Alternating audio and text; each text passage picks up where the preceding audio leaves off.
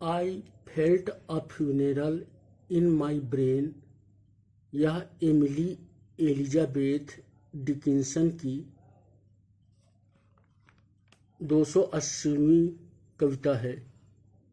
I felt a funeral in my brain. Kavita typical Emily Dickinson वाली है। एक गीत है जिसमें मृत्यु की प्रतिध्वनि दिखाई पड़ती है।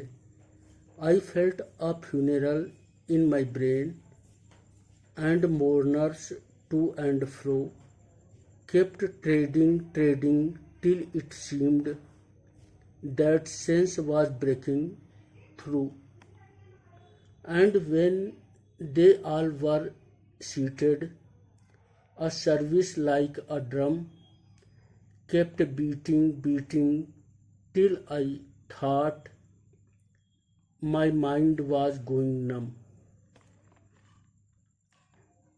And then I heard them lift a box and creak across my soul with those same boots of lead again. Then space began to toll, as all the heaven were a bell, and being but an ear and eye and silence, some strange race wrecked solitary here. And then a plank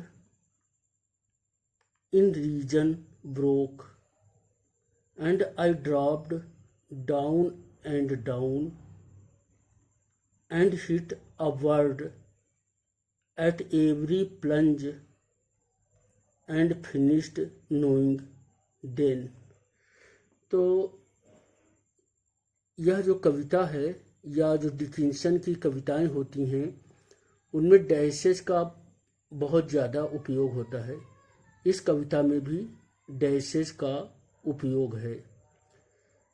Dickinson पुनरावृत्ति का, repetition का बहुत ही प्रभावी उपयोग करती हैं। Dickinson ने कहा जाता है 1775 कविताएं लिखी थीं, जिनमें 7 कविताएं उनके जीवन काल में प्रकाशित हुई थीं।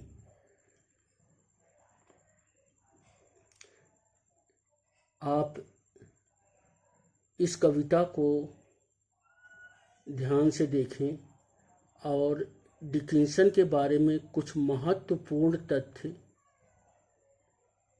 अंत तक बताए जाएंगे, तो बीच में आप इसे मत छोड़ें और पहले इसका सामान्य सा अर्थ देख लेते हैं।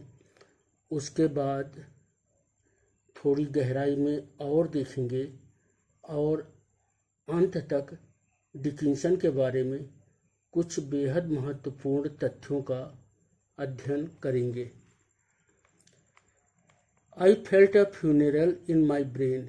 फ्यूनरल जो अंत्येष्टि होती है उसे फ्यूनरल कहते हैं। तो पोएटिस कहती है कि वह अपने ब्रेन में अंत्येष्टि को महसूस कर रही है। अंत्येष्टि की संवेदना उसके ब्रेन में आ रही है। एंड मोर्नर्स टू एंड फ्रो, जो मोर्नर्स हैं, जो संवेदना व्यक्त करने आए हैं, वो इधर उधर चल रहे हैं।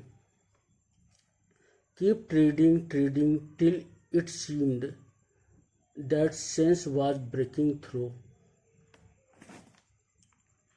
वे चल रहे हैं, उनके लगता है कि वे जो सेंस है, जो सोचने समझने की मेरी क्षमता है, उसे कुचले दे रहे हैं और उनके पदचापों से जो सेंस है मेरा वो टूट गया या टूट रहा है।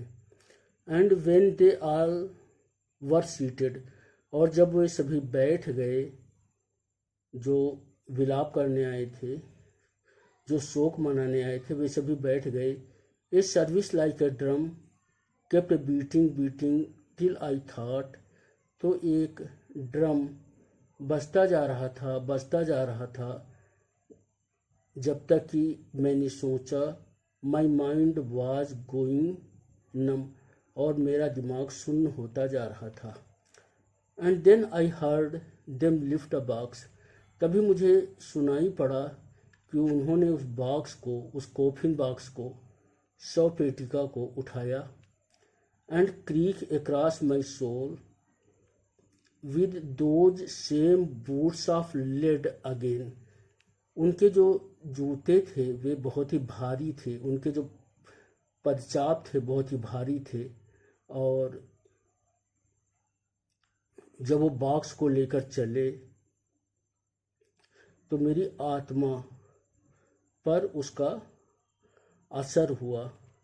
Then space began to toll, then space began to toll एक बहुत अच्छी इमेजरी है, यानी जो स्पेस था वो एक घंटे जैसा बदल गया। पूरा जो स्पेस था, पूरा जो अंतरिक्ष था, जो पूरा खाली स्थान था, वो एक घंटे में परिवर्तित हो गया और बजने लगा।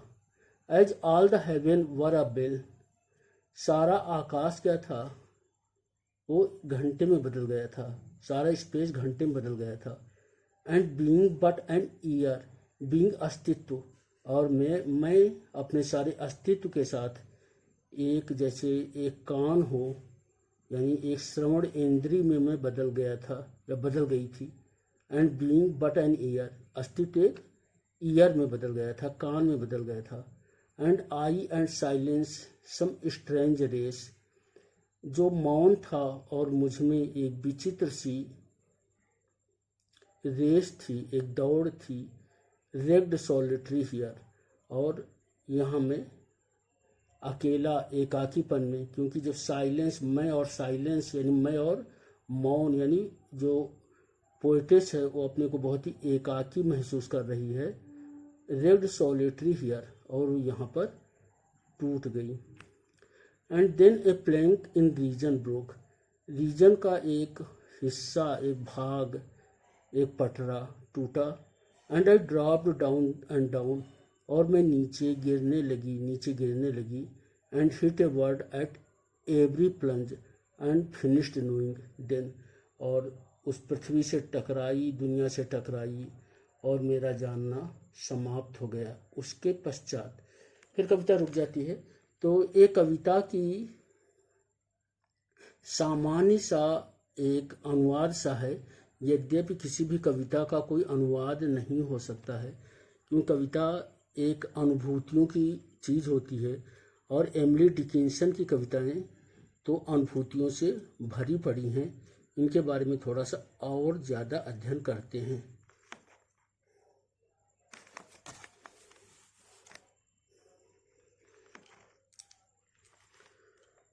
I felt a funeral in my brain 280 first.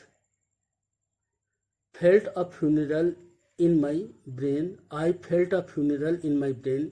Emily Dickinson 1830 1886, compose 1861 या 1861 में कविता लिखी गई थी। One of the most disturbing poems of Emily Dickinson about death, तो डेथ के बारे में एमिली डिकिंसन की जो बहुत सारी कविताएं हैं उनमें एक बहुत ही डिस्टर्बिंग कविता मानी जाती है। Emily Dickinson found the funeral the saddest experience of life, तो फ्यूनरल उनको उनकी ज़िंदगी का सबसे दुख वाला अनुभव था। First stanza, we are told about pallbearers and the mourners. पहली स्टेंजा में जो शव को लेकर चलते हैं और जो विषाद शोक मनाते हैं उनके बारे में बताया गया है। The word trading is repeated. The incessant movement pounding of feet of the mourners torments the brain of the dying person। तो जो लगातार जो दुख मनाने वाले हैं वे इधर उधर चल रहे हैं, उनके पैरों की पदचाप जो है वो मर रहे व्यक्ति के दिमाग के ऊपर असर डाल रही है।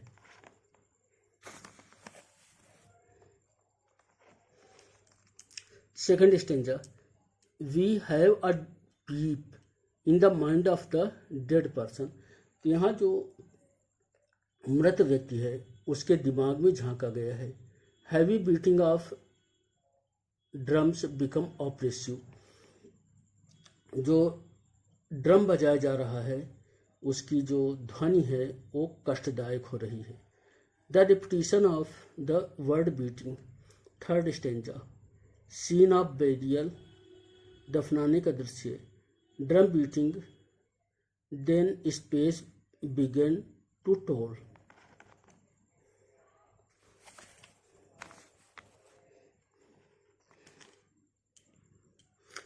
Fourth stanza, the heavens themselves acting as bell. यानी जो हेवन है वो बेल बदल जाता है। Now everything burdens upon lunacy. हर चीज़ जो है पागल सी कर देती है। Silence becomes oppressive. जो मौन है, जो चुप्पी है वो भी कष्टदायक लगने लगती है। And I and silence some strange race. And I and silence some strange race wrecked solitary here. Wrecked solitary here.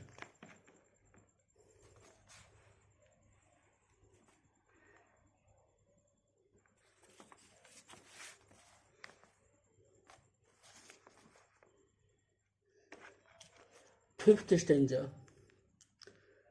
The separation of souls from physical body is complete. शरीर से आत्मा निकल जाती है। The faculty of reasoning breaks and the speaker feels herself plunging in the एबिस।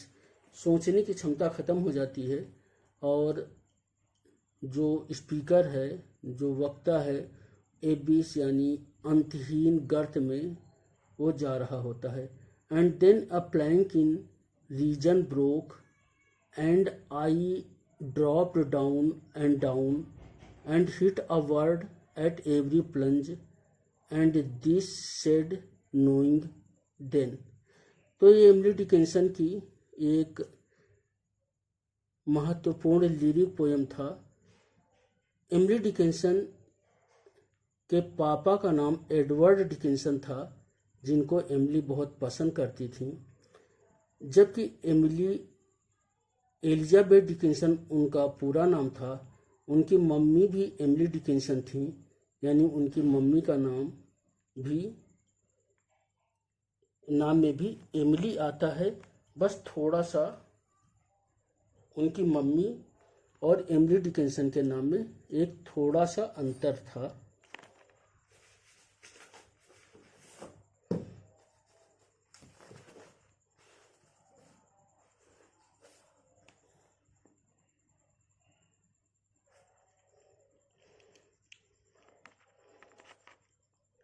Emily Dickinson की mummy का नाम Emily नॉरक्रॉस Dickinson था, जबकि एमिली डिकिंसन का खुद का नाम एमिली एलिजाबेथ डिकिंसन था।